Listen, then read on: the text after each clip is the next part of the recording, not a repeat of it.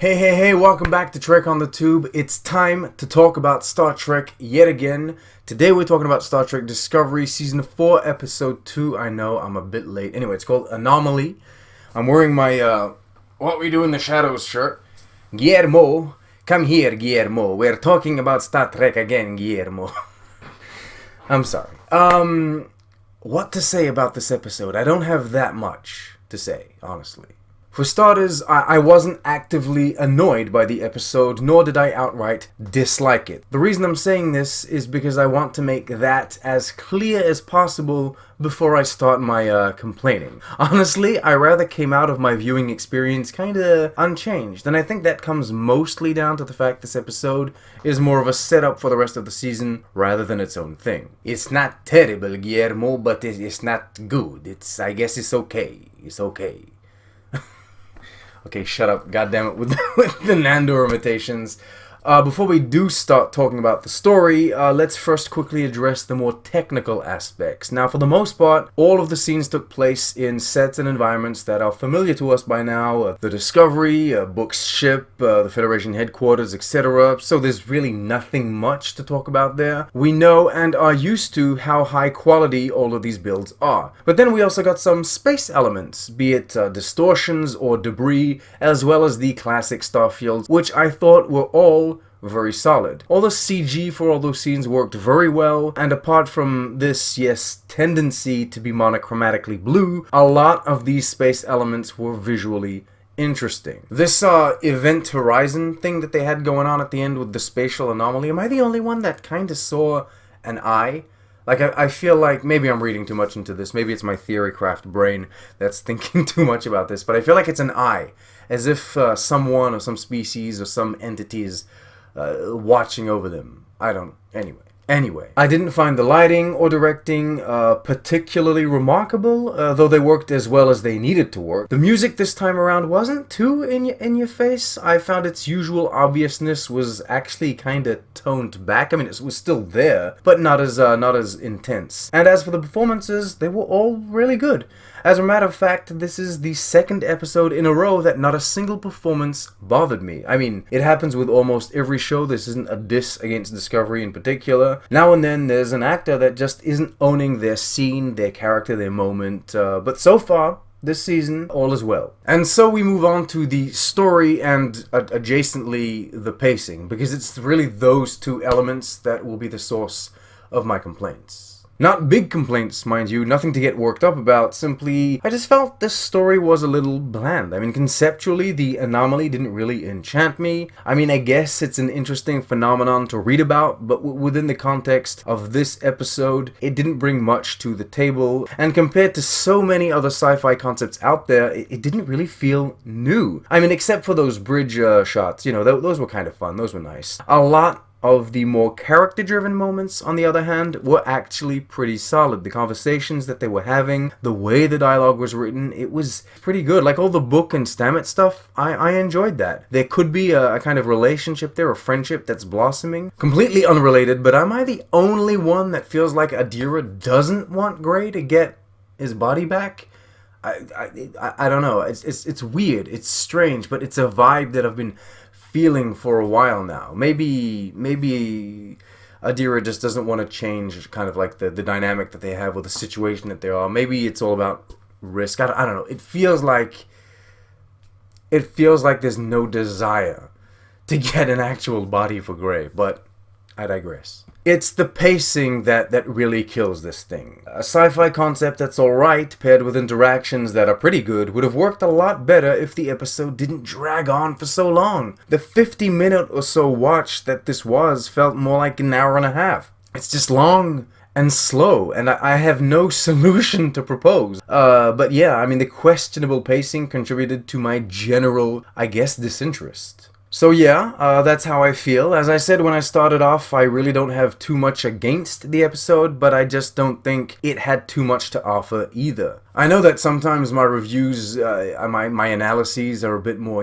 I guess, poignant, but I really don't know what I could dive into here with this kind of episode. It works well enough to set up the rest of the season. It's setting up a few storylines, but it's not one of those standout episodes that will become like a timeless classic of Star Trek. There's really no meat to it.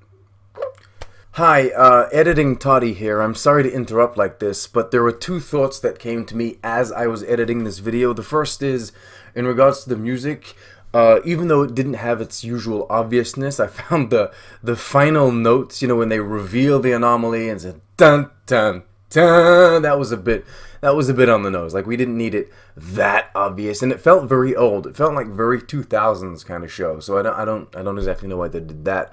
The second thing is, and I really don't mean any disrespect, and this is coming from a place where I don't know.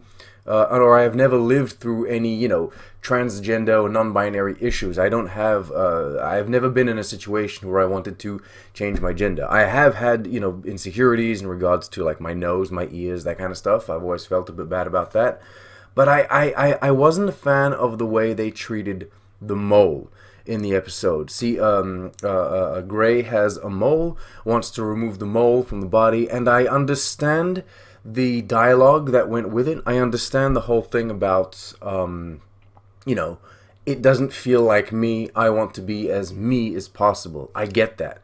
And I get that that's allegory or metaphor for, non-binary people or transgender people that are transitioning. I understand that. I just think that, I don't know, it felt weird to encourage or rather force the message on something as small as a mole. Like, changing gender is a completely other issue, I find, than having, like, small insecurities about small elements of one's body. And I feel like maybe promoting change in such small things isn't necessarily the best of ideas or the best, I don't know, example or role model that one could have. I don't know how to say this properly. I guess what I'm trying to say is, when it comes to transitioning, when it comes to changing gender and really not feeling like yourself in the body that you were born in, there is a discussion to be had. Some people will agree, some people will disagree. Regardless, there is a complete discussion to be had about that situation. Whereas I find that small elements like moles, or me with my big fat nose, or my ears that are too big, I find that these things are a little different because it's who you are. And although I do agree that bullying and trauma can come from this, I think it would be better to encourage our youth and encourage our people just in general to better accept themselves and to learn to love themselves how they are, because it's important to do that. It doesn't matter if your ears are too big. It doesn't matter if you have a mole that you're not the biggest fan of. You know what I mean? It's like these are small elements. They make up who you are. Learn to love yourself how you are. And that's why I say this doesn't maybe not apply to the bigger conversation of transgender issues and non-binary issues. So yeah, that's what I was trying to say. Maybe I'm mistaken. You tell me. Moving on. Sorry for the interruption. And so we move on to the Easter eggs and references. Starting with the biggest one, Sung. Yes, that's right. Kolba talks about the Sung method of creating synthetic bodies and actually name drops Picard as being the first one to try out the new technology. This is not only a reference to Picard the show and the events that took place in those final episodes of the first season, but also a really nice way of politely adding to canon that this practice didn't become mainstream after the whole synth Picard situation came to pass. I very much appreciated the nod, as well as the addition of new information to canon. So yeah, that counts, I guess, as a reference to Sung and the Sung family that have been featured in many iterations of Star Trek, The Next Generation, Picard, Enterprise, but also a reference to Picard the show and Picard, Jean-Luc Picard, the captain. Then we get a holodeck, which I know doesn't feel like an Easter egg, but believe it or not, it's actually the first holodeck we see in Discovery. I mean, we saw that training thing in the first season, but, clearly that's different, or at least it was younger technology. So that's cool. New holodeck, real holodeck. Also, the Cliffs of Surak and Lake Huron, which are both places on Vulcan. Lake Huron was mentioned before in Voyager, and the Cliffs of Surak were clearly named after, well, Surak. And then to finish us off, something that isn't an Easter egg, but that I still wanted to point out, the Trill makeup inconsistencies. It would seem the spots weren't painted on or applied, I don't know, in the same manner in the beginning of the shoot and at the end. It's nothing major, just a fun little thing. Alright, that's all of it. Thank you so much for watching the video. Thank you so much for listening to me. Thank you for putting up with me. You're the best. You are the best. Like, subscribe, share, comment, do all of those YouTube things. A big thanks to the channel patrons. You're helping me out. Look at the camera. Look at the lighting. You're all great. Thank you. And as usual, live long and prosper.